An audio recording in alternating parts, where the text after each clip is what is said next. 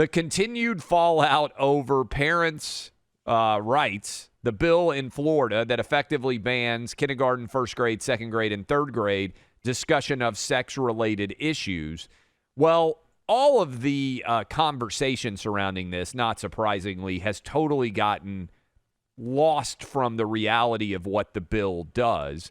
And Florida has been stealing, and stealing is probably an accurate word, but has been the beneficiary of New York falling apart, Buck. And many people have relocated, particularly if they have conservative or libertarian bents or just don't like paying insane amounts of taxes from New York to Florida. They now realize they can work remotely just as easily. Many of the highest earners in New York are now living in Florida. And there's been a discussion as Eric Adams, the new mayor of New York City, who's making this awful decision about kids wearing masks. He's been saying he has to get some of these transplants to come back to New York.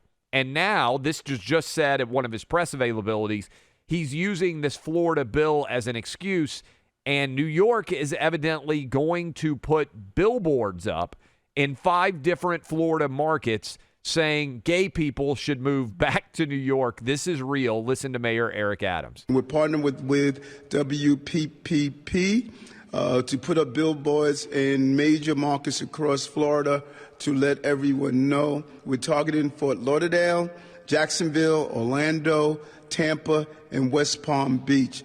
We believe we're going to get about 5 million impressions, and they're going to be up for an 8-week period celebrating the diversity and acceptance of New York City. Other folks want people to hide their color. We like to show our color, and that's the rainbow that's representative of this community. We want to remind everyone that New York City is full of people who will be celebrated now and in the future. Has he ever been to South Beach, you think, Clay? Has he ever been to South Beach, Miami? Because, I mean, if you're going to talk about a place that celebrates diversity in every context, in every respect, there are a few places that you're going to find that have, and when I mean celebrate, like zest for life stuff, like people partying it up, having a great time. And there's plenty of places in Florida where there's a festive atmosphere around the celebrations of diversity, including people from the LGBTQ community.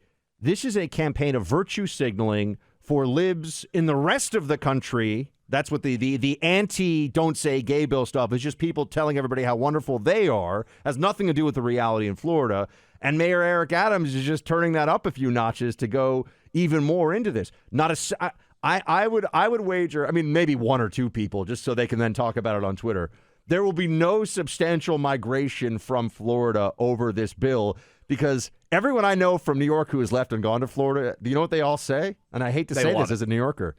They love it, and they wish they had moved sooner. I haven't met anybody who's gone the other direction. That's what we talked about Ron DeSantis on the program. We had him on, last week? And he said he meets people from all over the country, and overwhelmingly when he meets them in Florida, they say they love it and they wish they had moved sooner, just like what you said. And this, to me, seems like another failed virtue signaling attempt by New York, which theoretically is going to cost them millions of dollars. I mean, I don't know what the cost of these 5 digital billboards is, but I would imagine it's got to run $1 million or more, and isn't going to provide any actual tangible benefit, in that no one is going to be driving along the interstate, see that billboard and think, you know what, I really believe this. I don't think a single person is going to think it and think, you know what, yeah, I've got to move back to New York. Now, there'll be some people who move back to New York from Florida just because they may be like, hey, this heat's not for me. It's too warm. Or I've got family and friends back in New York and I miss them. But nobody is going to move from Florida back to New York because Florida is not diverse and inclusive enough for them. I really do wonder what it's going to take for the Democrats to wake up on some of these issues, because they launched this whole campaign and they figured, once we get Disney on board, once the activists were able to push Disney, nobody. DeSantis is like, what are you going to do? You're going to move your giant theme park and amusement park somewhere else? No hope. Good luck with that. That's going to take quite a bit of engineering.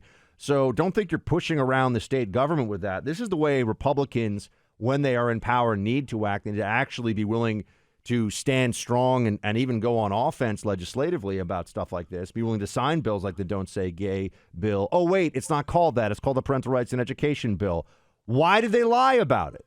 They lied about it because if people actually know what's in it, they say, what's the big deal?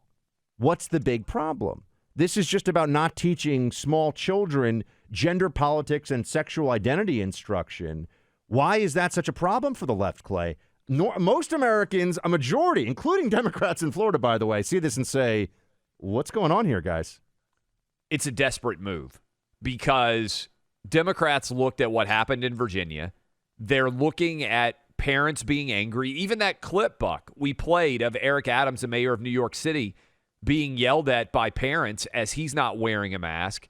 Why does your 2-year-old have to wear a mask? Why does your 3-year-old have to wear a mask? This is a desperate attempt to get back what is a traditionally Democratic storyline, which is education, that suddenly has moved into the Republican camp over all of the woke insanity that is occurring in our schools.